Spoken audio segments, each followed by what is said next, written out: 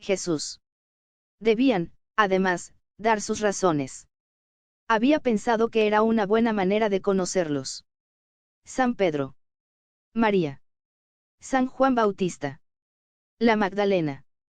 Mientras recorría distraídamente los nombres, no pudo evitar hacer un rápido cómputo mental. San Pedro ganaba por mayoría absoluta. Todos los años era lo mismo. San Pedro. San Pedro. San Juan Evangelista. La Verónica. De pronto tuvo un sobresalto y creyó haber leído mal. Volvió la hoja y releyó, Judas Iscariote. La letra era apenas legible. Trazos nerviosos, descuidados y un estilo directo y casi agresivo. Fascinado leyó algunas frases, siempre me ha parecido el personaje más patético del Nuevo Testamento. El más digno de piedad. Y el más incomprendido. No creo que haya traicionado al maestro por 30 denarios. Debe haber tenido otros motivos. No sé cuáles, pero es un enigma que siempre me ha fascinado. Al final, un nombre que le costó descifrar, Bruno Martello. ¿Quién es Bruno Martello? Preguntó. Pero en ese mismo instante estuvo seguro de saberlo, antes de que ninguno de los 30 muchachos se levantara. En un extremo del aula vio a un seminarista distinto a los demás. Alto, extremadamente delgado, la boca de labios carnosos, contrastaba curiosamente con una palidez casi ascética. Yo soy, padre. Contestó con una voz que dentro de su tono modesto parecía encerrar una nota velada de desafío. Y permaneció en pie, como esperando una refutación. Durante unos momentos, Andreani se preguntó si convendría iniciar una polémica abierta en torno a la opinión expresada por el joven alumno. Luego pensó que quizá era esto, justamente, lo que el muchacho buscaba. Pero antes de que alcanzara a tomar una decisión, sonó la campana, poniendo término a la clase. Tras la oración de rigor, los seminaristas comenzaron a salir ordenadamente y pronto el aula estuvo vaca. Andreani tenía una curiosa sensación de frustración. Le habría gustado escuchar lo que el joven Martello tenía que decir. Pensativo, salió de la sala de clases. Con alegría vio que el seminarista estaba junto a la puerta, como esperándolo. ¡Aja!, exclamó Andreani con sonrisa paternal, el admirador de Judas Iscariote. ¿Pero de veras piensas así, hijo mío? ¿O estabas tratando solo como dicen los franceses, de pater le bourgeois? Porque si es así, lo conseguiste.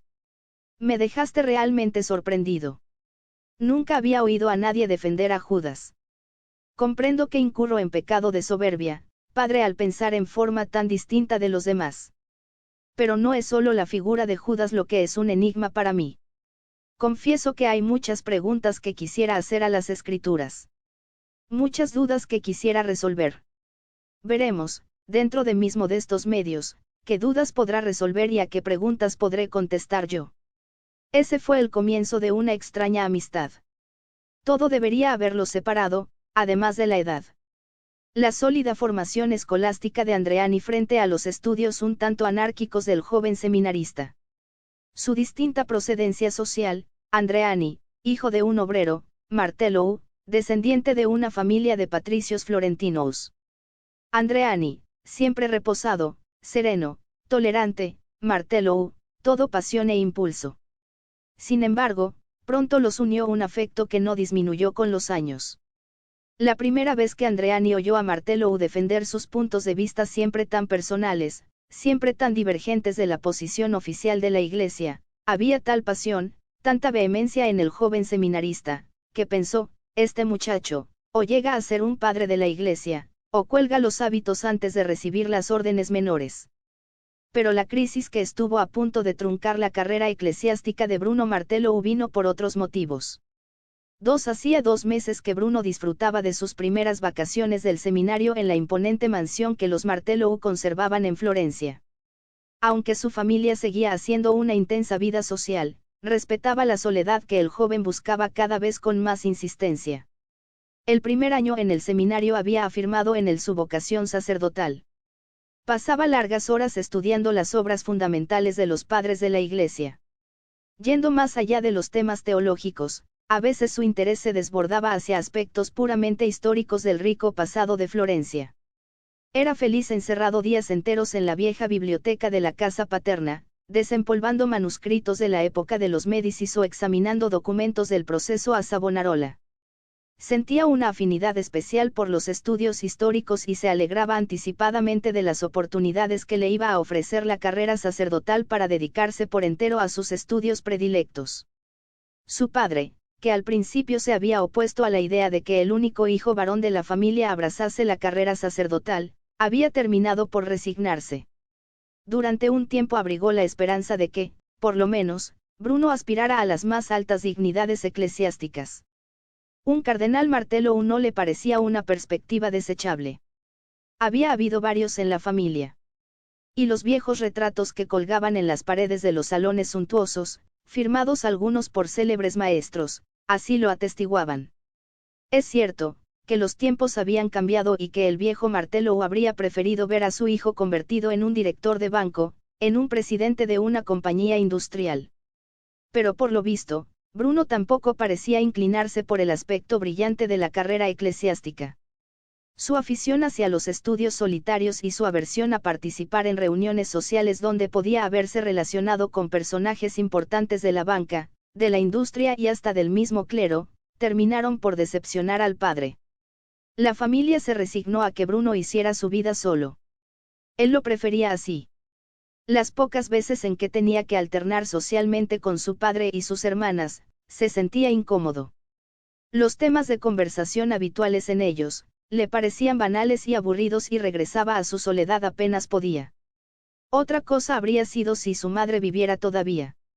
La recordaba nebulosamente, pero intuía que habría encontrado en ella un apoyo entusiasta. De ella aprendió las primeras plegarias, y tenía la impresión de que había sido una mujer profundamente religiosa y dedicada al culto. A veces, huyendo de la agitación de la ciudad, se aislaba aún más. Llenaba de libros el pequeño Fiat que habían puesto a su disposición y se iba a refugiar por 2 o 3 días en la pequeña quinta que la familia poseía en los alrededores del pueblo de Pontasiede. Prácticamente, era él el único que la usaba. Una semana antes de la fecha en que debía regresar al seminario, se dirigía Martello a la quinta de Pontasiede, manejando como siempre su Fiat. Era septiembre. El espléndido septiembre otoñal de la campiña florentina.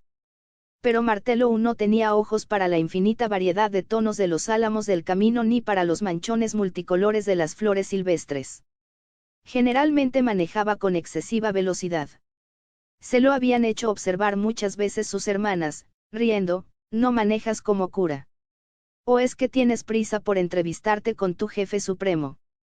Su manera vertiginosa de conducir hacía que nunca tuviera ocasión de detenerse cuando alguien le hacía la clásica señal del auto-stop, tan frecuente en las carreteras italianas.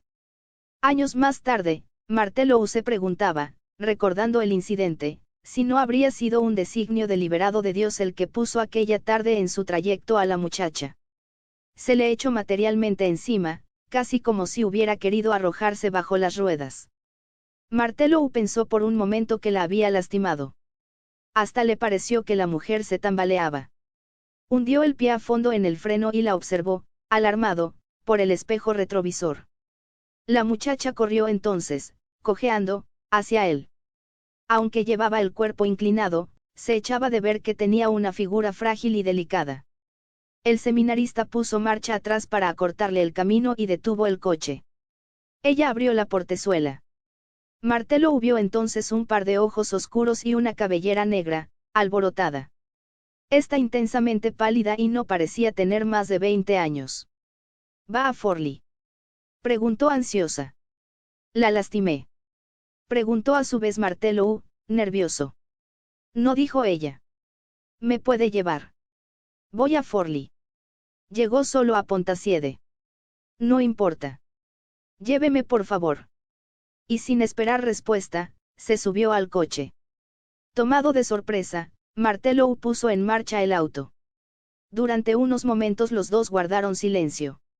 Ella lo miraba de reojo. Martello, incómodo, aceleraba aún más. La confusión de Martello hizo que no advirtiera que la desconocida estaba sufriendo una violenta tensión nerviosa que a duras penas podía disimular. Las ruedas chirriaron al tomar el coche con fuerza una curva. Haciendo un esfuerzo, ella intentó una sonrisa. Si sigues manejando así, no vamos a llegar ni a Pontasiede.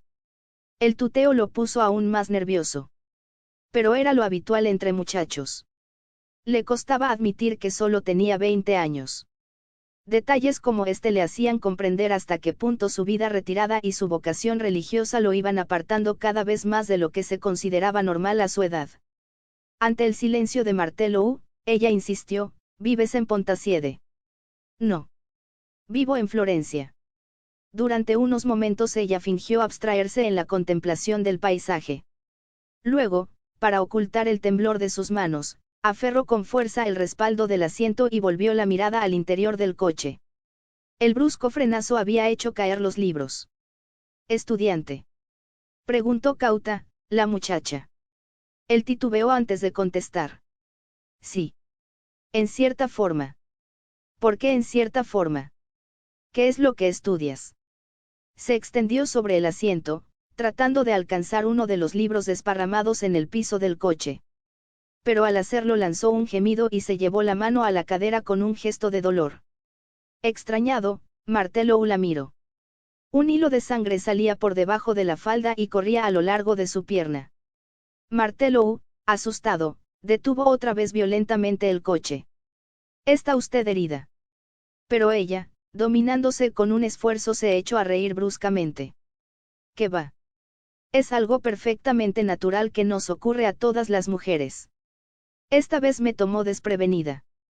Perdóneme. Martelou tardó unos momentos en comprender. Se puso intensamente pálido y con violencia echó a andar nuevamente el vehículo. Ella reía, con una risa casi inocente. Durante un trecho ninguno habló. Ella lo observaba con disimulo. ¿Te molestó lo que dije? Él se limitó a negar con la cabeza y siguió con la vista fija en el camino. El auto saltó en ese momento en un bache de la carretera. La muchacha hizo un gesto de dolor y no pudo evitar un gemido. ¿Qué le pasa?, preguntó Martelou inquieto. No es nada. Me tomó de sorpresa el brinco y agregó rápidamente, temerosa de que él notara su malestar, ¿y por qué hablas de usted? Te parezco una anciana. No esperó la contestación de Martelou. Se aferró bruscamente de su brazo, haciendo que el coche se desviara y casi se saliera de la cinta asfáltica. Disminuye la velocidad, pidió angustiada.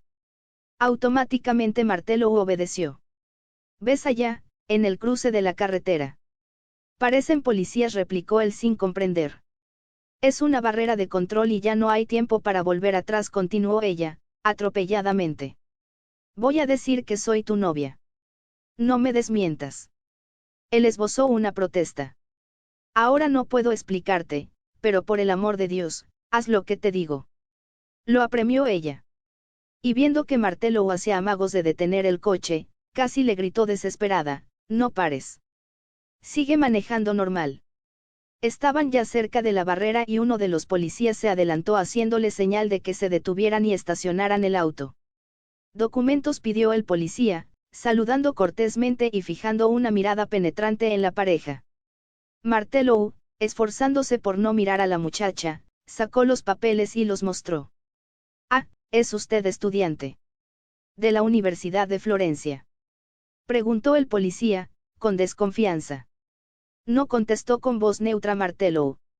Del Seminario Pontificio de Roma. Y mostró otra credencial. El policía la examinó someramente y su actitud cambió de inmediato. Le devolvió el documento, mientras le decía, con deferencia, hubo un asalto a un banco esta mañana, en Florencia. Por eso estamos controlando a todos los automóviles. Pueden ustedes seguir. Pero en ese momento recordó a la mujer. ¿Y la señorita? La muchacha tuvo un estremecimiento y miró al futuro sacerdote. Por su parte, Martelou evitó mirarla. No puedo decirlo, dijo con voz apenas audible. Transcurrió un momento que se le hizo interminable, pero luego el policía sonrió, tolerante. Comprendo, y con la mano les hizo señal de que podían seguir. Martelou apretó las mandíbulas y aferró el volante con rabia. El coche dio un verdadero salto hacia adelante y se alejó velozmente. El policía se volvió hacia sus compañeros con una sonrisa indulgente. Al fin y al cabo todavía no toma los hábitos. Antes, tiene derecho a divertirse un poco. Peccata minuta. Recorrieron 3 kilómetros sin que ninguno de los dos dijera una palabra. Luego la muchacha dijo con cierto embarazo, supongo que debo agradecerle, padre. No me llame así. Aún no soy sacerdote. Perdón, pero entiendo muy poco de esas cosas. De todos modos, le agradezco por haberme salvado. No me agradezca, porque mi intención no fue salvarla. Me limité a decir la verdad. El policía me preguntó quién era usted y yo le contesté que no podría decirlo y es efectivo. Aún ahora no sé quién es usted. Ella lo miró, irónica. ¿De veras que no, padre? Perdón, ahora ya no sé cómo debo llamarlo. Tampoco me atrevo a tutearlo. ¿Cómo quiere que le llame? En cuanto a mí, me dicen Nina. No tiene importancia cómo me llamo. No habrá ya muchas oportunidades para usar nombres, dijo él, tratando de dar a su voz un tono de frialdad. Como usted comprenderá, mi deber ahora es muy claro. Comprendo. Me va a entregar, hablaba casi desafiante. Ve como si sabe quién soy. Después de lo que dijo el policía, no tiene sentido que lo niegue. Efectivamente, murieron 2 policías, pero la culpa fue de ellos. Entraron por la fuerza en la casa donde nos refugiábamos y trataron de detenernos. No nos dejamos. Usted también es estudiante, usted habría hecho lo mismo, ¿verdad? Sonrió. Perdón, es cierto que ustedes no hacen esas cosas. Martelou le dirigió una rápida mirada. Se burlaba de él, pero ya no le importaba. La observaba, de reojo, fascinado. Por primera vez se daba cuenta de lo joven que era. Qué lástima de vida desperdiciada, pensó. De modo que usted es de esos que quieren mejorar el mundo matando policías.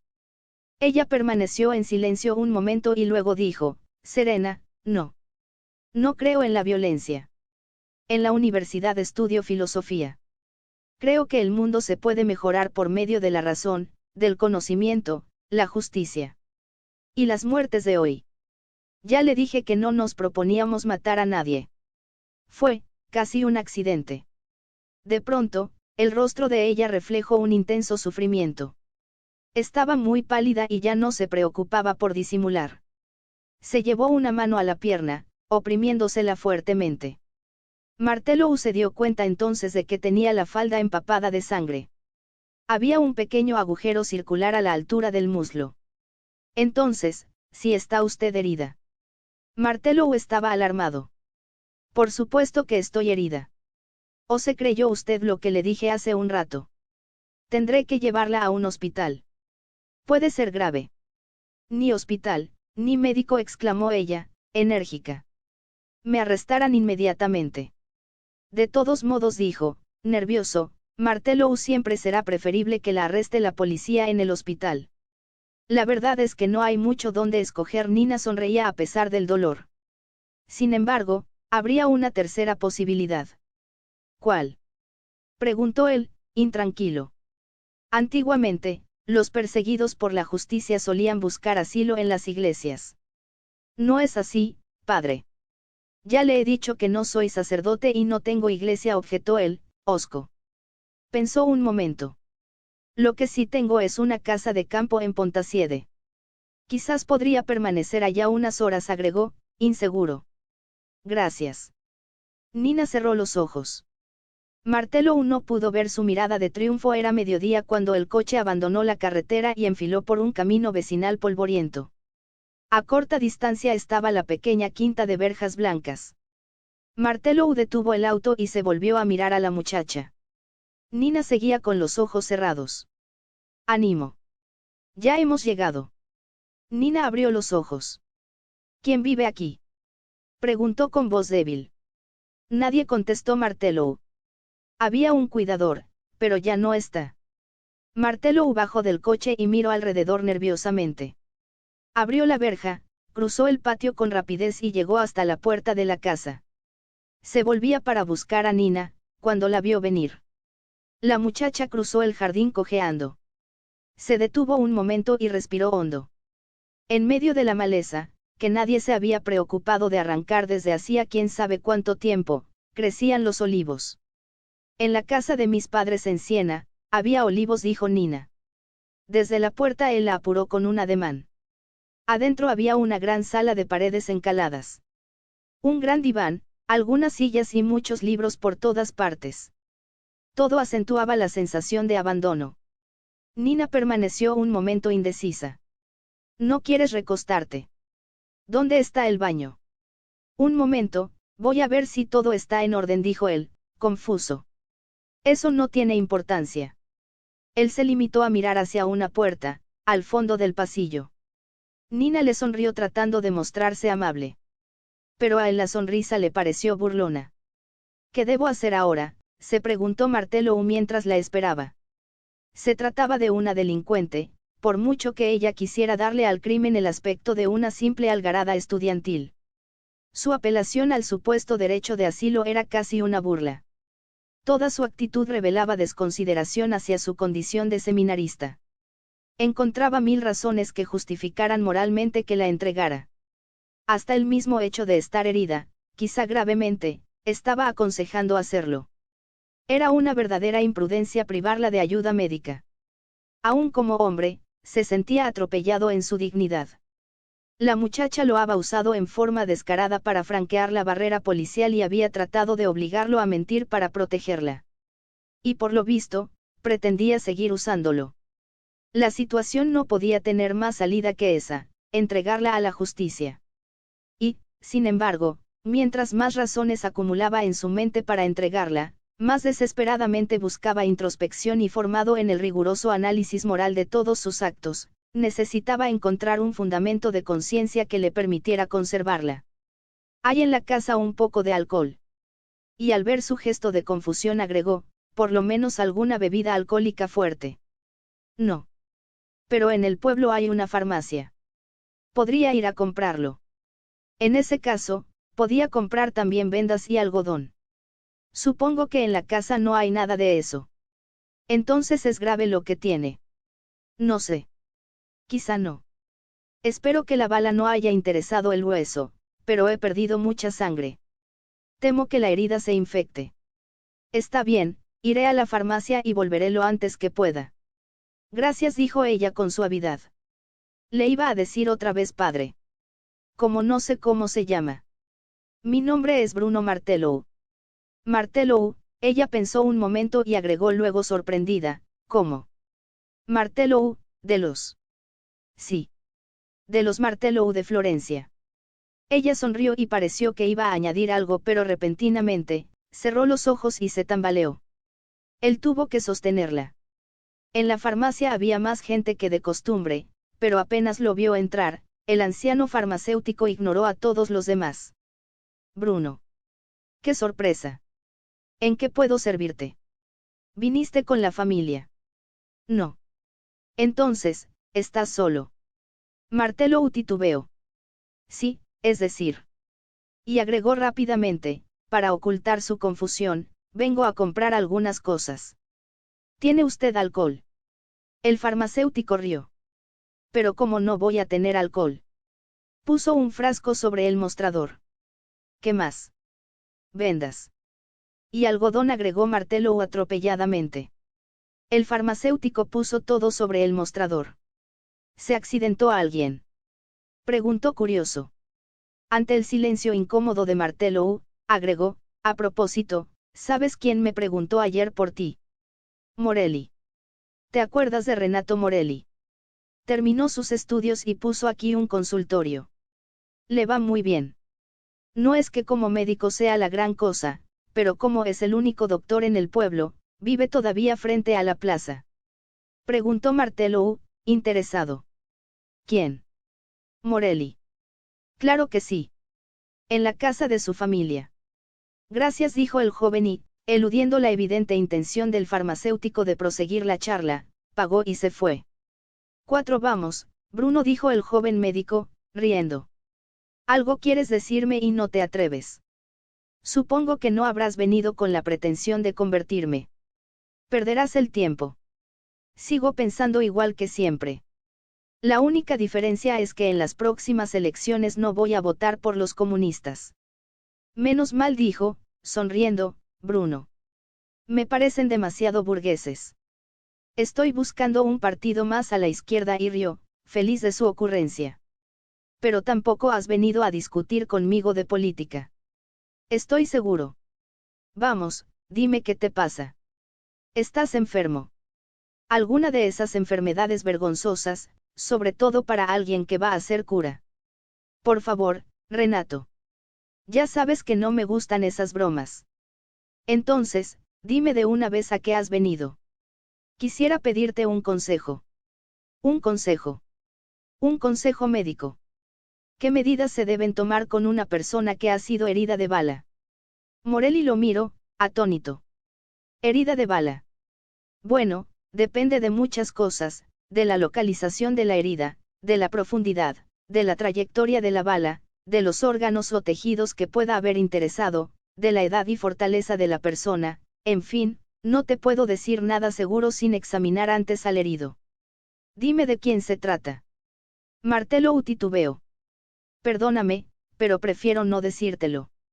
Hasta ese momento, el doctor Morelli había tomado a la ligera las preguntas de su amigo. Pero al ver la expresión preocupada del joven, dijo, desconcertado, pues entonces, no veo cómo puedo ayudarte. Te contestaré algunas de tus preguntas. La herida es en el muslo. La bala no parece haber interesado el hueso, porque la persona puede mover la pierna. ¿Sangra mucho? No mucho. Entonces no habrá interesado la arteria femoral. En esos casos la sangre sale a borbotones. La bala tiene orificio de salida. Eso no lo sé. ¿Tiene fiebre? Me parece que sí. El peligro más inmediato podría ser la infección, sobre todo si la bala ha quedado dentro. ¿Qué se puede hacer para prevenir ese peligro? Preguntó ansiosamente Martello. Antibiótico. Pero lo primero es localizar la bala. El doctor se interrumpió de pronto, con expresión grave. No puedo decirte nada más sin ver al herido, y esperó. Pero Martello continuó silencioso. El doctor lo apremió. ¿Qué ha pasado? ¿Quién es el herido? Si estás metido en un problema, cuéntame. Sabes que puedes tener confianza en mí. Sí, lo sé. Pero no puedo decirte más. Te lo agradezco. Adiós. Se levantó y salió apresuradamente. Dio un suspiro de alivio al regresar a la farmacia y ver que esta vez no había más que una persona comprando. El farmacéutico lo miró con sorpresa. ¿Se te olvidó algo, muchacho? Sí, dijo Martello, ocultando su turbación. También necesito antibióticos. ¿Qué antibióticos? Preguntó el farmacéutico. Bruno se recriminó por no haberle preguntado más detalles a su amigo. Realmente no sé, ¿cuál será mejor? ¿Según para qué? ¿De qué enfermedad se trata? No es enfermedad. Se trata de una herida. Es para prevenir una posible infección. Penicilina, dijo el viejo. Eso es. Penicilina. ¿En qué dosis? Y al ver que el muchacho lo miraba indeciso, el farmacéutico le ayudó. Es para un niño. Para una persona adulta. Para un viejo. Digamos, para alguien como yo. Está bien, gruñó el farmacéutico. Se dirigió al refrigerador. Pero recordó de pronto y se volvió de nuevo. Inyección, ¿verdad? Martello tuvo un sobresalto ante la nueva complicación. Titubeante, preguntó, ¿en pastillas es lo mismo? Por fin terminó la tortura. Apretando el frasquito, salió de la farmacia, mientras el viejo lo veía alejarse con mirada socarrona. Se volvió hacia el cliente con quien conversaba cuando llegó Martello, y que había seguido con curiosidad el diálogo. ¿En qué lío estará metido el padrecito? ¿Cómo? Es un cura. Comentó el otro sorprendido. Para allá va. Por ahora es solo seminarista. Pero no lo recuerda usted, señor Bianchi. Es el muchacho de los Martello, de Florencia. Los que tienen esa quinta a la entrada del pueblo. ¿Usted cree que anda en malos pasos? Preguntó, ávido, Bianchi. No sé. pero su conducta hoy día ha sido muy sospechosa. Vaya con el curita. Y así se extraña usted, señor Bergamasco, de que yo sea anticlerical. Cuando entró a la casa, la vio inmóvil y tan pálida que creyó que estaba muerta. Corrió, angustiado, hacia ella. Tranquilizado, comprobó que respiraba. Quiso hablarle, pero se dio cuenta de que no recordaba su nombre. ¿Cómo se siente?, preguntó con suavidad. Ella no contestó. Continuaba con los ojos cerrados. Pero Bruno recordaba las palabras del médico. Lo urgente era prevenir el peligro de la infección. Había pues que desinfectar la herida. Miró, nervioso, a la muchacha inmóvil, tendida de espaldas. La mancha en la falda que indicaba el lugar de la herida, se había puesto negruzca. Las piernas destacaban, blanquísimas, entre la falda azul y la cubierta roja del diván. En ese momento, Nina abrió los ojos y vio la mirada del seminarista fija en ella. Traje todo lo que me pidió. Y además antibióticos, dijo rápidamente Martelou para ocultar su nerviosidad. El doctor me dijo que era necesario el antibiótico para prevenir una posible infección. ¿Qué doctor?, preguntó ella, alarmada. No se preocupe. No sabe de quién se trata. Se apresuró a abrir el paquete de medicinas. Además, traje algo de comer. La muchacha se levantó con cierto esfuerzo y se dirigió al baño. Voy a curarme y después podemos cenar juntos. Supongo que aceptar una invitación, agregó sonriendo y cerró la puerta. Él la vio desaparecer, impresionado. La muchacha había cambiado. Su rostro ya no tenía la expresión agresiva y desconfiada. A pesar de su herida, parecía recobrar la vitalidad, la alegría de vivir propia de sus 20 años. Se dio cuenta de la atracción que despertaba ahora en él. Ahora. Tuvo que reconocer que lo había atraído desde el primer momento. Y se alarmó. La mujer había sido siempre para él un mundo desconocido, lleno de misterios y peligros, al que nunca quiso asomarse. Pero esta renuncia no le había significado ningún problema. Sabía del tormento de sus compañeros, en la lucha sin tregua por dominar el instinto, él lo había sublimado sin esfuerzo. Lo que en otros era frustración y represión violenta, en él se había convertido en meditación, estudio y exaltación mística. Pero ahora era diferente. Nunca había conocido a una mujer así, ni se había visto en circunstancias como esta. Nina salió del baño y dijo alegre, parece una herida bastante superficial, a pesar de lo que ha sangrado. Creo que no tendrá problemas. Él notó que además de curarse, se había hecho algo en la cara o en el pelo, no sabía precisarlo, pero estaba mucho más bella. ¿Qué me mira? No sé. La veo distinta. Ella sonrió. Aproveché para arreglarme un poco. Soy revolucionaria. Pero también soy mujer. Además, quería estar presentable para la cena. Yo no puedo quedarme, dijo él con brusquedad. Tengo que regresar a Florencia. Nina lo miró, sorprendida. Supongo que no se irá por causa mía. No. No es eso. Simplemente, tengo que irme. En cuanto a usted, si quiere quedarse, ya que más da un día o dos. Yo regresaré mañana y veremos qué se hace. Gracias. De todos modos, si no me encontrara usted aquí mañana, quiero que sepa que le estoy muy agradecida. Yo preferiría que no se fuera usted hasta que yo venga, y agregó, rápido, no tema, no voy a denunciarla. Ya sé que no me va a denunciar, dijo ella con una sonrisa que lo conturbó aún más.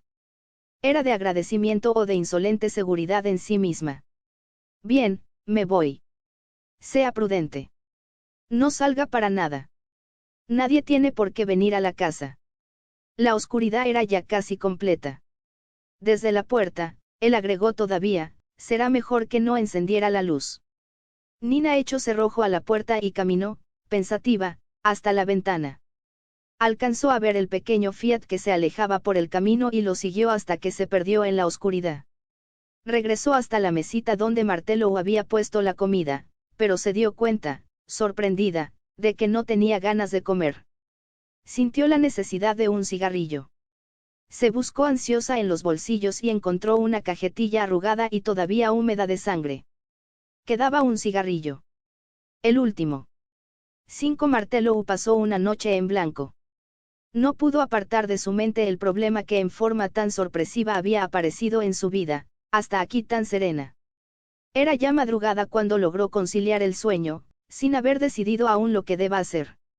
Sabía perfectamente que estaba violando la ley civil. Dar asilo a un prófugo de la justicia, un deliro.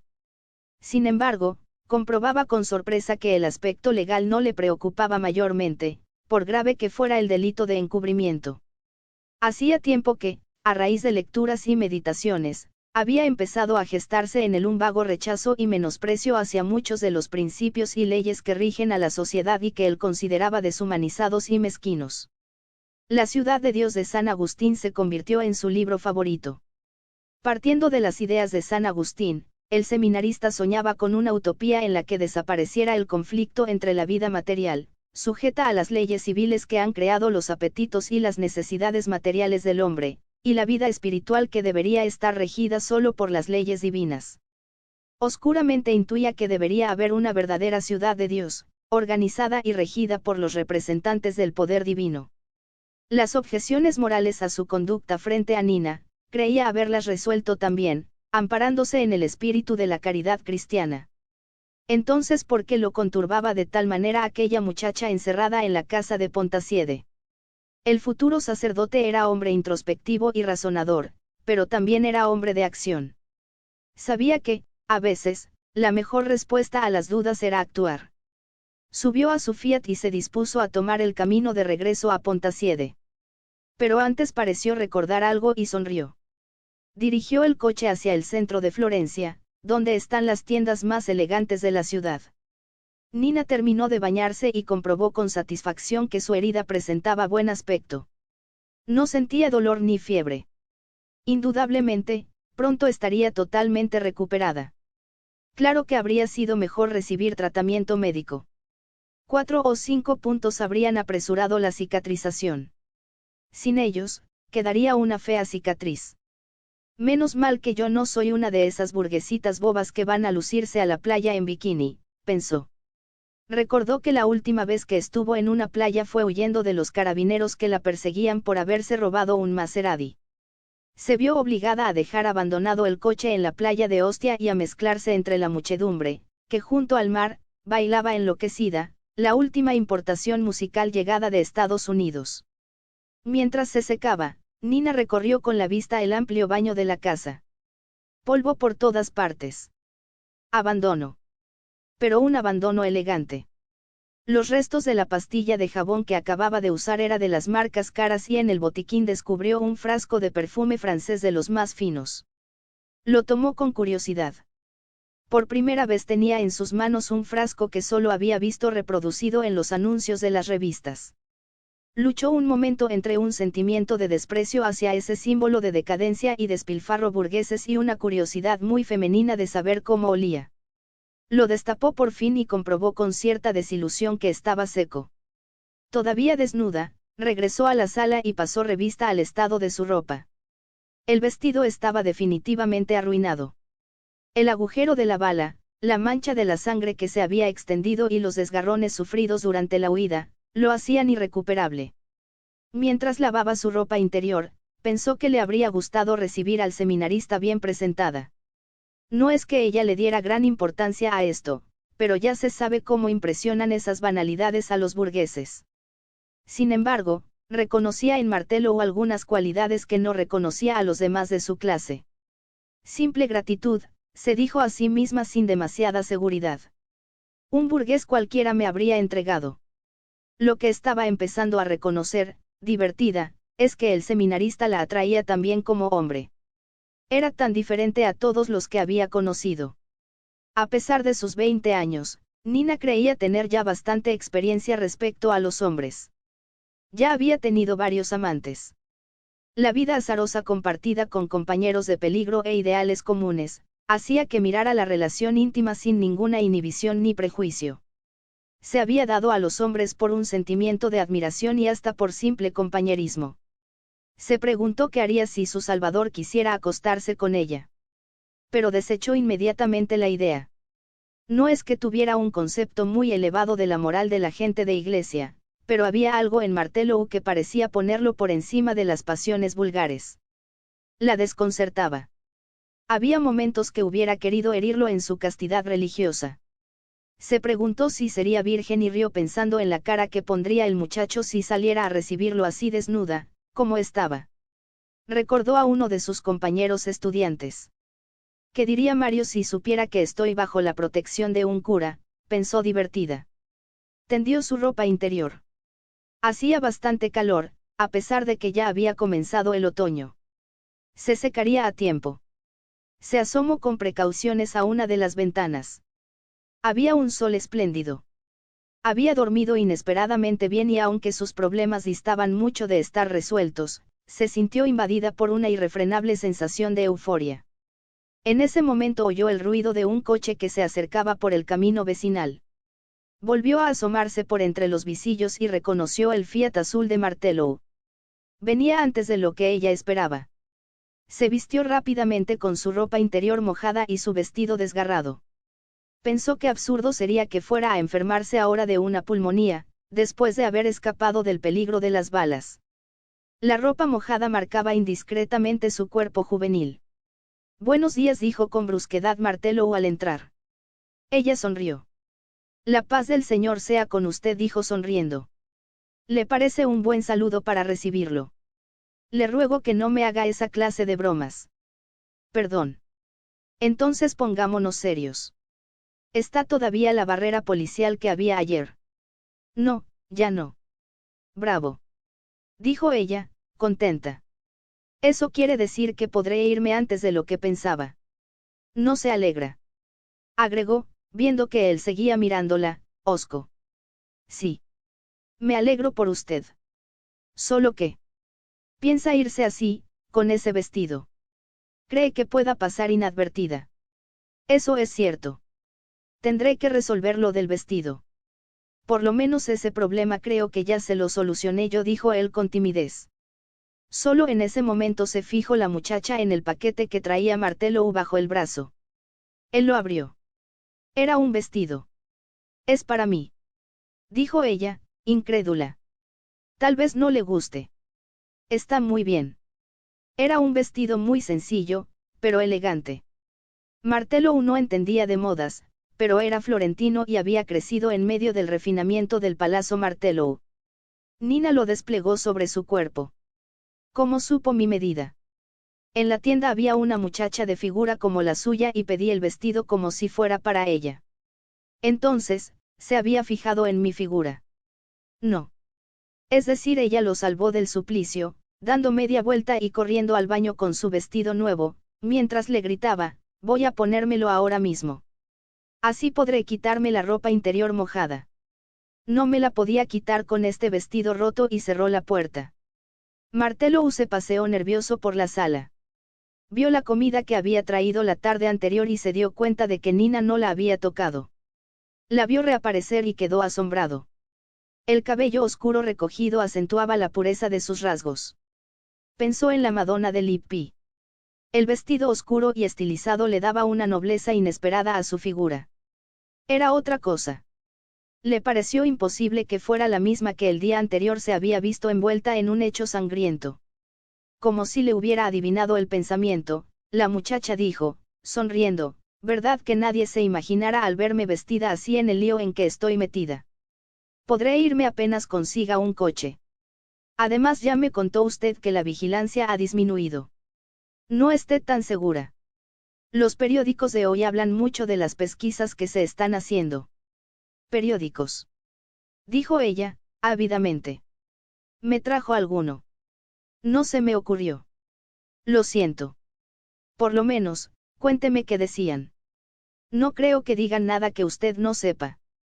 Aún no lograron detener a ninguno, pero que le siguen la pista muy de cerca. No la mencionan a usted por su nombre. Hablan solo de una mujer que estaba en el grupo. Ni siquiera le atribuyen a usted los disparos. ¿Por qué no me dijo ayer que fueron sus compañeros los que dispararon? La miró, conteniendo su ansiedad. Había una vaga sonrisa en la cara de ella. Nerviosamente insistió. ¿O fue usted? No quedamos en que no está usted todavía facultado para recibir confesiones. Dijo ella con un brillo de malicia en la mirada. Por favor. No tome esto con tanta ligereza. Recuerde que murieron 2 hombres. ¿Quién los mató? Ella calló un momento. ¿Qué más da? Ellos o yo, me siento solidaria en la responsabilidad. Estaba con ellos. Son mis compañeros. Por lo visto, el hecho de que hayan matado a 2 personas no parece importarle mucho. ¿Qué se le va a hacer? En toda guerra hay bajas, por una y otra parte. Ayer fue uno de ellos, mañana puede ser uno del pueblo. Eran policías humildes. Ellos también son pueblo. Yo no los considero así. Engañan al pueblo, lo mismo que ustedes. Ustedes. Yo también engaño al pueblo. Sonrió, irónico. Supongo que se refiere al opio del pueblo. Ella lo miró, pensativa, un momento. Luego sonrió. Si le contestara a eso creo que pecaría de ingratitud. Me imagino que la ingratitud es un pecado, ¿no? Usted entiende más que yo de esto. Comprendió que la muchacha le tendía un puente de cordialidad y optó por seguirle el juego. No, Nina. La ingratitud, estrictamente hablando, no es un pecado. Ella se acercó entonces a la mesa y empezó a disponer los platos y cubiertos que encontró a mano, mientras decía, lo que sí es un pecado es la gula, ¿verdad? Lo recuerdo perfectamente. Y es un pecado que vamos a cometer usted y yo ahora mismo. Hoy no me podrá decir que no tiene tiempo para ser mi invitado. Y yo tengo un hambre espantosa. Hace 24 horas que no pruebo bocado. Le confieso que yo también tengo apetito. Entonces, vamos a hacer los honores a la comida que usted trajo ayer. Siéntese. Aunque el ser ama de casa no es mi fuerte, haré lo posible. ¿Dónde guardan los cubiertos aquí? Martelou la ayudó de buen grado.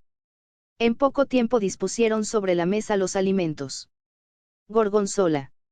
Dijo ella con alegría infantil, me encanta este queso. Se interrumpió al ver que Martelou tenía los ojos cerrados y la cabeza inclinada. Nina lo miró con curiosidad. Está rezando. Simplemente, doy gracias a Dios por los alimentos que vamos a tomar. Supongo que usted nunca lo hace. Ella sonrió. Primero los probaré y después veremos. Veo que tiene sentido del humor. ¿Por qué no habría de tenerlo? Supongo que su Dios también lo tiene. ¿No cree? Bruno pensó un momento. Creo que sí. Debe de tenerlo. Solo así se explica que nos tolere tantas cosas a los seres humanos. Nina empezó a comer vorazmente. Martelou la observaba complacido. Cuando compró todo eso, no estaba seguro que le iba a gustar. Me agrada verla comer con tanto entusiasmo. Ya le dije que me iba a entregar al pecado de la gula. Ahora solo falta que llueva. Que llueva. ¿Por qué que llueva? No recuerda al Dante. Voi cittadini mi chiamastisiaco per la dannosa colpa della gola come tu vedi, alla pioggia mi fiaco. Ha leído al Dante. Dijo sorprendido, Martelou. No solo eso, sino que me aprendo de memoria muchas estrofas. Cuando era niña soñaba con ser actriz y creía que la Divina Comedia era eso, una comedia. Martelou rió. Es una coincidencia. A mí me ocurrió lo mismo de niño. También crea que la Divina Comedia era una comedia. No. Quiero decir que también me gustaba el teatro. Y durante un tiempo llegué a pensar que un día sería actor. No habría sido mala idea. Tiene usted muy buen tipo para eso. Lo veo perfectamente haciendo el Hamlet o el Romeo. También ha leído a Shakespeare. Ya le dije que me apasionaba el teatro. Él se la quedó mirando pensativo. Durante unos momentos, comió en silencio. ¿En qué piensa? Preguntó ella. En lo lejos que estamos los dos de nuestros sueños infantiles. ¿Quién sabe? Dijo ella, pensativa a su vez. ¿No le parece que en la profesión de sacerdote también hay un elemento dramático que lo acerca un poco al teatro? Recuerdo cómo me impresionaba de niña un cura en la iglesia del barrio. Nos pintaba el infierno con tanta elocuencia, con una voz tan vibrante y con gestos tan impresionantes que una vez olvidé que estaba en la misa y aplaudí al final del sermón. El seminarista volvió a reír. Le sorprenda encontrar en la muchacha una gracia natural y una frescura sana que contrastaban con la primera idea que se había formado de ella. Cada vez le parecía más inverosímil que se tratara de una terrorista. ¿Y qué fue lo que la hizo abandonar su ambición de ser actriz? Le preguntó repentinamente. Antes de contestar, ella buscó un cigarrillo, pero recordó que la noche anterior se había fumado el último. ¿Usted fuma?, le preguntó, esperanzada. No, dijo él. Pensó que le habría gustado fumar para poder complacerla ahora. ¿Por qué abandoné mi ambición de ser actriz?, repitió Nina. Descubrí que mi vocación no era tan fuerte como yo creía. Pensé que estaba enamorada del teatro. Pero un día descubrí que de quien estaba enamorada en realidad, era de un actor. Martellou sintió una inquietud desconocida para él hasta entonces y esperó ansioso la continuación. Alcancé a hacer algunos papeles. Pero a los 2 meses él me dejó y ahí terminó mi carrera de actriz. ¿Cuántos hombres habrían venido después del actor?, pensó Martellou. Le habría gustado preguntárselo, pero no se atrevió. Volvió a sentir la angustia de hacía un momento y comprendió que estaba celoso. Rechazó la idea, indignado consigo mismo. Ella parecía perdida en los recuerdos. Cuando pienso en ese tiempo, me parece imposible que yo haya sido esa muchacha. Indiferente, egoísta, preocupada solo de sí misma y de su ridícula carrera de actriz que terminó en nada. En esos momentos en que solo soñaba con ver mi nombre con letras luminosas y con ganar dinero a manos llenas, había 1 millón de obreros cesantes en Italia. Tuve que conocer a un hombre extraordinario para darme cuenta de que había cosas más valiosas en la vida. Un hombre extraordinario, otra vez el insoportable malestar. Ella siguió hablando con pasión. Pero Martellou ya no la escuchaba. La contemplaba con admiración. Los ojos parecían iluminársele mientras hablaba. Su voz adquiría tonos cálidos y profundos, como si en vez de proclamar una fe política, estuviera revelando una confidencia íntima. Una frase lo sacó bruscamente de su abstracción. La Iglesia también tendrá que cambiar y ser nuestra aliada natural. ¿A qué se refiere? A que el cristianismo está muy cerca de lo que nosotros buscamos. Lo único que nos separa es la Iglesia. Lo que dice es absurdo. Sin la Iglesia el cristianismo habría desaparecido. Al contrario. Si el cristianismo hubiera sido lo que fue en un principio, la Iglesia como se la concibe hoy día no hubiera tenido razón de ser. Si el cristianismo hubiera seguido siendo el credo de los humildes, de los débiles, de los desposeídos, ahora estaríamos del mismo lado en la lucha. Pero se atravesó, por desgracia en la historia, ese emperador siniestro, Constantino. Y el cristianismo pasó a ser la religión oficial del Estado. La religión de los oprimidos se volvió religión de los opresores. En vez de mártires, hubo papas. En vez de catacumbas, catedrales. En vez de misericordia, inquisición. La escuchaba fascinado. Se le ocurrían 1000 argumentos para rebatirla, pero no quería romper el encanto. La dejó proseguir, preguntándose hasta dónde llegaría en su arranque. Por un momento, otro emperador estuvo a punto de cambiar el curso de la historia. Juliano el Apóstata reinició la persecución y pareció que los cristianos iban a volver a las catacumbas y a su pereza original. Pero prefirieron aniquilar a Juliano y recuperar el poder. La leyenda dice que el emperador reconoció su derrota y que murió diciendo: «Triunfaste, Galileo». Pero fue una victoria pública. En adelante la Iglesia ya no se apartaría más de los ricos y de los poderosos. Se quedó un momento pensativa. Y sin embargo, creo que no está todo perdido. Presiento que se aproxima un cambio. Ante la ingenuidad y el apasionamiento de la muchacha, el seminarista optó por sonreír. Por lo visto, usted me quiere convertir, dijo con suavidad. Furiosa y humillada, Nina comprendió que Martellou rehuía la confrontación. Se sentiría muy por encima de ella en su posición dialéctica. Consideraría que ella era fanática con la que no se podía razonar. O tendría miedo de enfrentarse a argumentos que no era capaz de rebatir. Decidió atacar sin contemplación. Pero no tuvo tiempo. En la ventana había aparecido un rostro de hombre.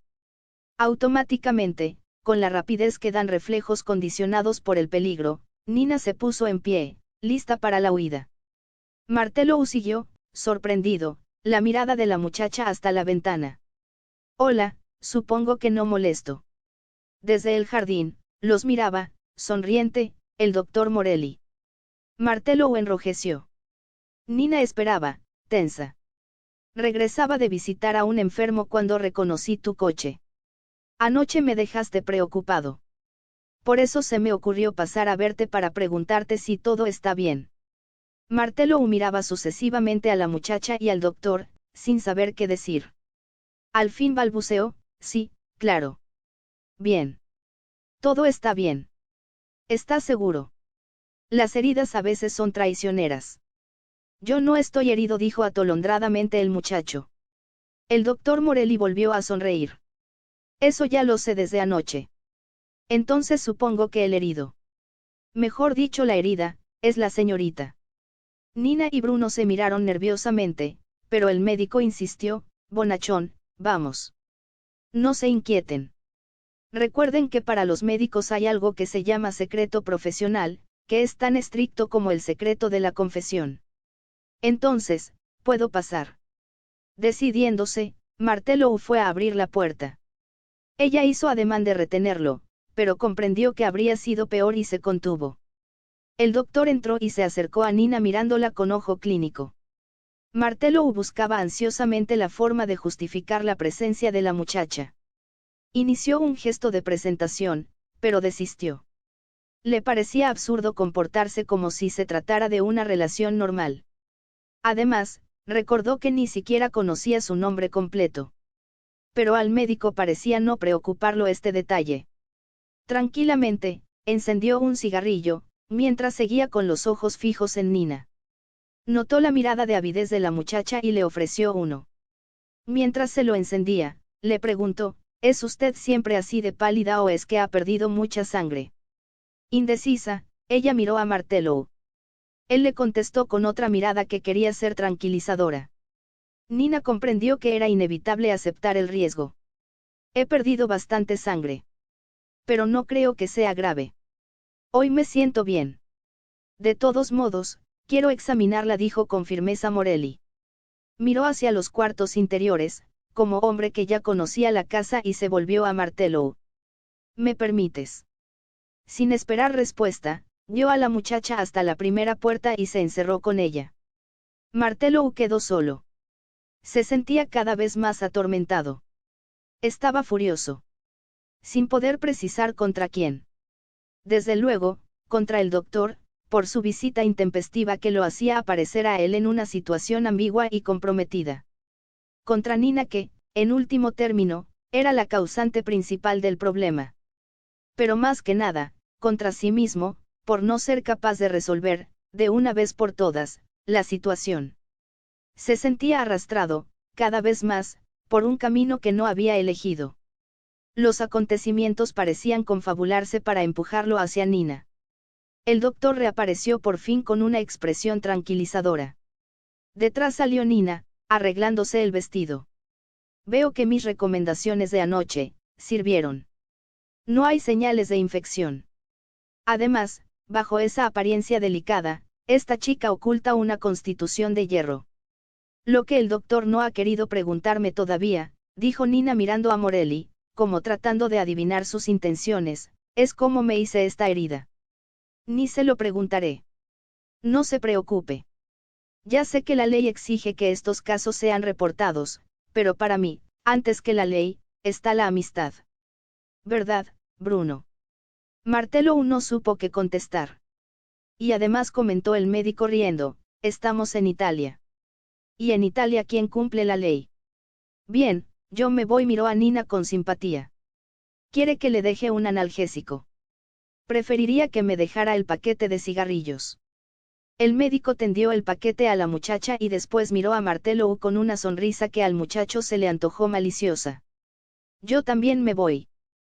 Justamente me iba cuando llegaste, dijo precipitadamente Bruno, te acompaño hasta tu coche. Luego se volvió a la muchacha con exagerada formalidad.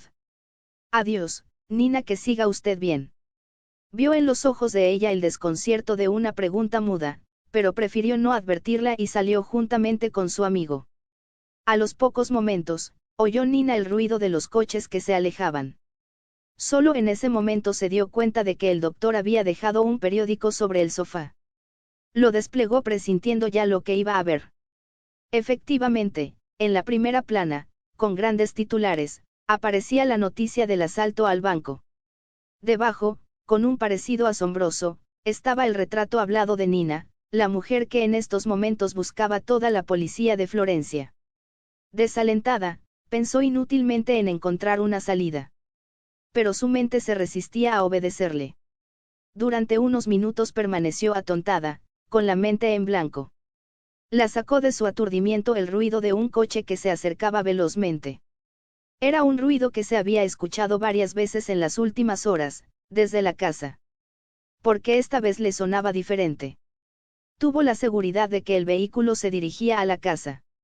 Efectivamente, pocos momentos después, oyó el ruido del coche al detenerse ante la puerta. Ya era tarde para escapar. Los pasos se acercaron y dio todo por perdido. Por primera vez sintió que su espíritu de lucha la abandonaba. Esperó, apática, a que la puerta se abriera. Y la puerta se abrió. Era Martello. Durante un segundo, lo miró incrédula. Luego en un impulso incontenible corrió a sus brazos. 6 La noche había caído. En la oscuridad solo brillaba el cigarrillo de Nina. La muchacha se estrechó contra el cuerpo desnudo de él. Por primera vez, en esa tarde larga y casi irreal, volvió a sentirlo lejano, como antes. Martello había vuelto a encerrarse en su mutismo atormentado. Pero lo que él no podía adivinar era que, en medio de las caricias y de los arrebatos sensuales de la muchacha, a ella también empezaba a agitarla un tormento interior. Ella también se sentía llena de dudas y contradicciones. A ella también la impulsaba una vocación que a veces la obligaba a un ascetismo tan rígido como el de un sacerdote. Ella también aspiraba a un cielo que quizá no existía, pero que le demandaba tantos sacrificios como a él. Y en vez de estar concentrada, con todas sus facultades, en el siguiente paso que le exigía su misión, solo le preocupaba la esperanza absurda de hacer eterno ese momento que necesariamente tenía que ser brevísimo. Sabía que su compañero de aventura, arrastraba quién sabe qué peligros y que debía estar buscándola ansioso. Y sin embargo, ella solo tenía pensamientos para el hombre que estaba a su lado. ¿Y por qué precisamente él? Él, que por su origen, por sus creencias, por su posición ante el mundo, era la negación de todo lo que para ella constituía la vida verdadera, la única digna de compartirse con un hombre. Sería quizá por eso, por lo diferente que era Martello de todos los hombres que había conocido hasta entonces. Nina había conocido al líder de palabra arrebatadora y de inteligencia deslumbrante, al activista de valor personal casi suicida y al compañero abnegado y generoso capaz de cualquier sacrificio. Hasta entonces había creído que ella solo sería capaz de amar a hombres así. Hizo a un lado estos pensamientos y trató de concentrarse solo en el placer del momento. Buscó, ansiosa, el cuerpo de él. Quizá la explicación del misterio residía simplemente en que por primera vez, había conocido la exaltación total del amor físico. Y con un seminarista. Inexplicable, pero así era. La hembra primitiva afloraba repentinamente. Era ya día claro cuando el auto de Martello entró en Florencia. Había manejado desde Pontaciede como un sonámbulo. El tañer de muchas campanas lo sacó de su abstracción. Doblaban a muerte. Extrañado, cruzó el primer puente sobre el Arno mientras el tañido se hacía estruendoso. Todas las iglesias de Florencia doblaban a muerte. Algo insólito ocurría. Sobrecogido, continuó su trayecto, hasta detener el coche frente a la pequeña puerta del jardín que prefería usar para entrar al Palazzo Martello. Las campanas seguían resonando. Un vendedor de periódicos que pasaba en ese momento, le dio la explicación. Última hora. La muerte del Papa. Anonadado, compró el periódico y cruzó el jardín. Efectivamente, Pío XII acababa de morir. Días atrás, Eugenio Peselli Pío XII había sufrido una embolia cerebral que lo había dejado ciego, pero había ido mejorando paulatinamente. Se le creía ya fuera de peligro. Apretando, tembloroso el periódico, Bruno corrió a encerrarse en su cuarto. Durante unos minutos permaneció atontado. Miró hacia atrás, hacia lo que habían sido esos últimos días para él. Mientras los creyentes de todo el mundo seguían ansiosos, las alternativas de la enfermedad del jefe supremo de la cristiandad, en su espíritu solo había tenido cabida la pasión que sentía por esa mujer. En todos los templos se elevaban rogativas por la salud del Santo Padre, en tanto que él se hundía cada vez más en el pecado. Justamente, en el momento en que iba a saber la tremenda noticia, había decidido en su fuero interno que lo más importante para él, era la felicidad. Aunque para obtenerlo tuviera que truncar su vocación. Se sentía, en cierta forma, asesino del Papa. Atenaceado por una congoja insoportable, estalló en sollozos y cayó de rodillas. Frente al espejo, Nina terminó de peinarse. Habitualmente, le daba lo mismo llevar el pelo de una u otra manera. Pero recordaba con deleite, la admiración muda con que la recibió Martelou cuando la vio aparecer por primera vez con el cabello recogido y el vestido negro que él le había comprado. Se extrañaba a ella misma de la transformación que estaba sufriendo. Hasta había cometido la imprudencia de incursionar en el jardín, siendo ya pleno día para cortar las últimas rosas del verano que lucían ahora en la mesa de la sala. No se hacía ilusiones. Reconocía que el amor de ellos era el amor de dos condenados. Quizá por eso mismo se aferraba con más fuerza a una felicidad que, necesariamente, tenía que ser precaria. Sabía que todas las felicidades son precarias. Pero las otras, por lo menos, no tenían un plazo fatal. Ahora no quería pensar en eso. ¿Qué importaba que durara un segundo o una eternidad? Estaba ocurriendo ahora, y seguiría ocurriendo esa mañana cuando le abriera la puerta a Bruno. Oyó el ruido de un coche que se acercaba. Debía ser él. Pero el ruido cesó. Se dio cuenta de lo impaciente que estaba. Era la tercera vez que le ocurra lo mismo esa mañana. Trató de dominarse y encendió un cigarrillo. Sonrió, recordando que la noche anterior estuvo a punto de confesarle a Bruno que era la primera vez que besaba a un hombre sin sentir en su boca el olor a tabaco. Pero cayó a tiempo. En ese momento, le pareció oír pasos en el jardín. Ahora sí, tenía que ser él. Feliz, corrió hasta la puerta y la abrió. Entréguese, la casa está rodeada. En un instante la sala se llenó de policías. Nina permaneció inmóvil. Sin decir nada, sin pensar, sin sentir.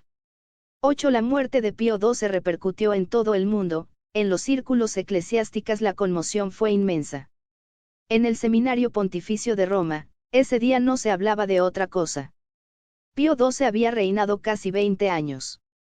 En la sala de lectura, de ordinario silenciosa, se oían los más diversos comentarios en torno al ilustre desaparecido. Y no todos eran favorables. Algunos lo habían conocido personalmente. Es quizá el papa más inteligente y autoritario que hayamos tenido en este siglo. Su visión política estaba a la altura de la de los más grandes estadistas. Llevó a la Iglesia al punto más alto de su influencia y poder en todo el mundo, decía con respeto un viejo obispo siciliano. Sin embargo, dijo un profesor que ya había renunciado hacía tiempo a llegar alguna vez a las altas dignidades eclesiásticas, como estadista, cometió errores graves. Se produjo un silencio expectante, pero nadie intentó interrumpir al padre del Dongo. Favoreció a los regímenes dictatoriales. Con Mussolini se llevó siempre bien. Y con Hitler hizo lo posible por llevarse bien, aun a costa de cerrar los ojos en varias ocasiones, ante hechos que seguramente su conciencia condenaba. Su juicio es cerrado, dijo el cardenal Falebelle. Siempre apoyó a los cardenales alemanes y austríacos que trataron de resistir la intromisión de Hitler en la libertad religiosa de Alemania. Si alguna vez cedió, fue para evitar un mal mayor. Forma parte de la estrategia obligada de todo estadista, si quiere obtener resultados.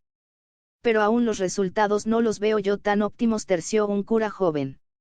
La Iglesia ha retrocedido en casi todo el mundo. Hemos perdido toda influencia en Europa Oriental. En dos de los países más católicos del mundo, Polonia y Hungría, la fe católica ha regresado, prácticamente, a las catacumbas. Monseñor Stepinac está preso en Yugoslavia desde hace casi 10 años. El cardenal Mindszenty está refugiado en la Embajada Americana de Budapest desde 1956. En Checoslovaquia se han cerrado casi todas las iglesias. Esos son acontecimientos históricos, desgraciadamente fuera del control del Vaticano. Recuerden a Stalin, ¿cuántas divisiones tiene el Papa? Solo militarmente se habrían podido impedir las catástrofes que ha mencionado el padre Queradou. Tampoco la Iglesia pudo hacer nada contra Atila y Gengis Khan. Pero a la postre ya ven ustedes, cómo a pesar del triunfo temporal de los bárbaros, la fe acabó imponiéndose. Tampoco los resultados han sido muy satisfactorios en América Latina, dijo, sorpresivamente, un joven sacerdote, de baja estatura y tez muy morena. Y hasta allá no ha llegado Stalin. Sí que ha llegado. Dijo, con calor el cardenal, y sin necesidad de cruzar el océano. La influencia comunista es la culpable de los problemas que estamos teniendo en el continente más católico del mundo. Y, justamente, Pío XII vio este peligro antes que nadie. La historia tendrá que reconocérselo. Quien opuso una barrera infranqueable a los comunistas en el año crítico en que estuvieron a punto de ganar las elecciones. Quien puso toda la influencia de la Iglesia detrás de los gobiernos católicos de Francia, de Bélgica, de Alemania y de nuestra propia Italia. ¿Y los judíos? Preguntó bruscamente un sacerdote totalmente calvo, aunque no alcanzaba los 40 años, y con una cicatriz que le cruzaba toda la cara, recuerdos de Buchenwald. ¿Los judíos, qué? Dijo, agresivo, el cardenal. Se dice que el Papa pudo haber salvado la vida a muchos judíos si hubiera condenado oficialmente la política antisemita de Hitler. Esos son rumores malintencionados que propagan los comunistas. Son muchos los judíos que pueden atestiguar que recibieron protección de la Iglesia, a pesar del peligro que esto implicaba. Sin embargo, se ha publicado el nombre del sacerdote que, en plena guerra, logró entrevistarse con el Santo Padre para hacerle saber lo que estaba ocurriendo en los campos de concentración. Pero el Papa se habría negado a intervenir por razones de política. Calma. Dijo con tono persuasivo un profesor de sociología. No es el momento oportuno para hablar de política. Pío XII fue el jefe del Estado Vaticano. Pero también fue Eugenio Peselli, un ser humano. El catedrático se dirigió con simpatía a un viejo sacerdote que sentado en un sillón, parecía ajeno a la discusión. Usted conoció a su santidad personalmente, padre Semarkou. ¿Cómo era Eugenio Peselli? Semarkou pareció sumirse en sus recuerdos y luego dijo con voz baja y lenta, lo vi pocas veces. Yo prestaba mis servicios en la Biblioteca Vaticana y no olvidaré nunca lo que ocurrió allí, una tarde, pocos días después de la elección de su santidad. El Papa había citado en la biblioteca al cardenal, es mejor que no diga el nombre. El cardenal había votado en contra de la candidatura de Eugenio Peselli y luego comentó que había sido un error elegirlo. Peselli, ya Papa, se enteró y lo mandó llamar. Cuando el cardenal estuvo frente a él, el Papa le exigió que renovara públicamente su obediencia. Estábamos ahí el padre Balducci y yo. Al cardenal, que pertenecía a una de las familias más nobles de Italia, lo tomó de sorpresa este exabrupto. Durante un momento, pensó que el cardenal iba a objetar la orden. Pero era difícil oponerse a Pío XII. Su eminencia aceptó la humillación y se inclinó, diciendo lo que el Papa le exigía. Pero esto no le bastó al Papa. Con esa voz suave y terrible que usaba a veces, le dijo, ahora se va usted a arrodillar ante mí y me va a besar el pie derecho. No quise verle la cara al cardenal en ese momento.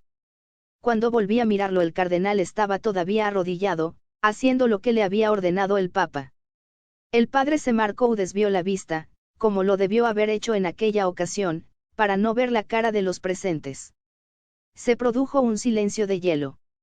El primero en reaccionar fue el cardenal Falebelle. Estoy seguro de que la conversación nos ha llevado hasta donde ninguno de nosotros quería llegar. De mortuis nil nisi vani. Lo que debemos hacer es orar por su alma. El padre Andreani era el profesor más popular del seminario. Su despacho se llenó de seminaristas, deseosos de comentar con él la noticia que ocupaba la atención del mundo. ¿Quién sucedería a Pío XII? Es un momento crucial para la cristiandad. Durante 20 años la Iglesia ha permanecido estática, bajo el gobierno de Pío XII. Su autoridad fue absoluta y su orientación fue esencialmente conservadora. Ha llegado el momento de cambiar, ¿no cree usted, padre Andreani? Dijo un fogoso muchacho de pelo rojo y anchas espaldas que más parecía un levantador de pesas que un seminarista. Es necesario salir del aislamiento, buscar contactos nuevos. ¿Por qué mirar con hostilidad a las demás iglesias cristianas, si son más las cosas que nos unen que las que nos separan? He leído que la Iglesia anglicana trató varias veces de establecer comunicación con el Vaticano, pero su santidad se negó siempre. Y tenía toda la razón. Pío XII cuidaba la pureza de la fe, que es lo que le da su fuerza a la Iglesia, ¿verdad, padre Andreani? Todos lo consultaban, pero ninguno lo dejaba hablar. Esto no le importaba al padre Andreani. Tolerante, los escuchaba hablar, tomando nota, mentalmente, de lo que decía cada uno. Más para conocerlos mejor a ellos que porque le preocuparan mucho sus argumentos. Denle entrada a los anglicanos, dijo el último que había hablado, y pronto estaremos también admitiendo a los luteranos, a los calvinistas y a los ortodoxos. Y por qué no, en ese caso, también a los judíos y a los budistas y hasta a los maometanos. Apoyó, irónico, otro muchacho. Eso es lo que digo yo, ¿por qué no? Dijo, desafiante, el pelirrojo. Ellos y nosotros creemos en un solo Dios, el mismo. Cuidado, Brassens. Eso ya es herejía. ¿Por qué herejía? Dijo, apasionadamente, Brassens. No estoy discutiendo puntos del dogma. Estoy hablando de algo eminentemente práctico. La Iglesia no debe contentarse con ser solo la depositaria de las preocupaciones religiosas de los hombres. Debe aportar el caudal inmenso que posee, tanto material como espiritual, para resolver los grandes problemas que abruman al hombre de hoy, la pobreza, la opresión, la ignorancia. Y para eso tenemos que buscar la cooperación, venga de donde venga. Según eso, la Iglesia debe renunciar a su misión, que es espiritual, y convertirse en un movimiento social. Un partido político más, dijo otro de los seminaristas. En los evangelios están bien claras las palabras de Jesús: mi reino no es de este mundo, y dad al César lo que es del César. No veo en qué te fundas para pensar que la Iglesia debería tomar partido en las luchas políticas. En el propio Jesús. Dijo, triunfante, el seminarista atlético. Si Cristo aceptó hacerse hombre, lo hizo con todas las consecuencias que trae ser un hombre. Y como tal aceptó también las consecuencias sociales y políticas de su misión en la tierra. Si no fuera así, no lo habrían condenado a muerte. Ya hemos visto las consecuencias que trae a la Iglesia tomar partido en las luchas políticas. Está reciente todavía el fracaso de curas obreros en Francia. Tomaron tan a pecho su papel de redentores sociales que terminaron por olvidar su misión evangelizadora.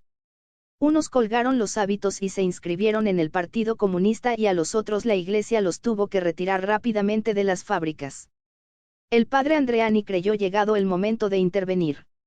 Hijos míos, vinieron hoy aquí diciendo que querían cambiar ideas sobre la elección del próximo Papa. Para mí, el papabile con más posibilidades es el cardenal Ateviani, dijo el seminarista de más edad. Quiera Dios que no. Sería un retroceso, objetó el pelirrojo. Monseñor Ateviani representa la corriente más conservadora, más rígida, más intolerante dentro del Vaticano. Si yo estuviera en el cónclave, yo votaría por Monseñor Vinelli, dijo otro. Creo que tiene todas las condiciones necesarias: inteligente, diplomático, buen político. Es lo que necesita la Iglesia en estos momentos difíciles por los que atravesamos. Yo no creo que lo que necesitemos sea otro político. En el Vaticano hace falta un guardián de la fe, que nos proteja de las corrientes disociadoras que se están manifestando en varios países. El que me parece perfecto es Monseñor Domiani. ¿Y por qué no Monseñor Mountini? Dijo el pelirrojo. En él se reúnen las dos condiciones: es político y es un hombre de doctrina. Tiene una visión perfectamente clara de la línea que debe seguir en estos momentos la Iglesia. Mountini no tiene la menor posibilidad. Ni siquiera es cardenal. Justamente. Eso me lo hace simpático. Es el primer arzobispo de Milán que no es cardenal. Pío XII no quiso darle el capelo, como castigo por sus ideas independientes. Sería un gran papa. Si vamos a nombrar a los papaviles de ideas avanzadas, yo preferiría al cardenal Suenens, dijo un muchacho con fuerte acento francés. ¿Qué? ¿Un belga? ¿Un papa extranjero?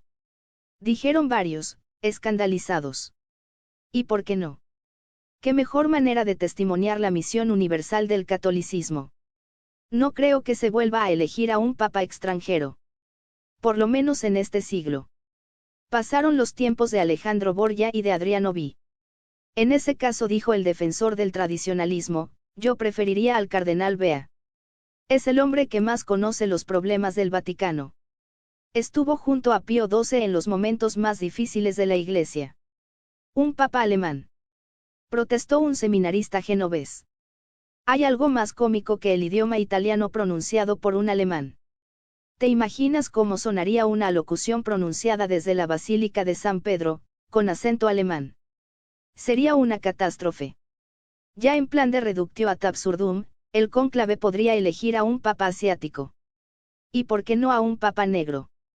El estudiante atlético preguntó de pronto a Andreani, ¿qué haría usted, padre Andreani, si de pronto se viera envuelto en el manto rojo papal? Pensaría que me había equivocado en el guardarropa, dijo inmediatamente Andreani, en medio de las risas de los muchachos.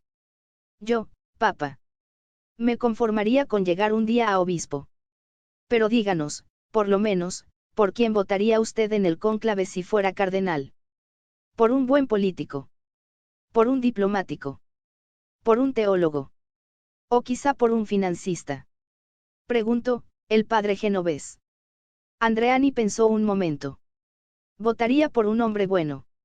Creo que siéndolo, todas las demás cualidades le vendrían por añadidura, como dice el Evangelio.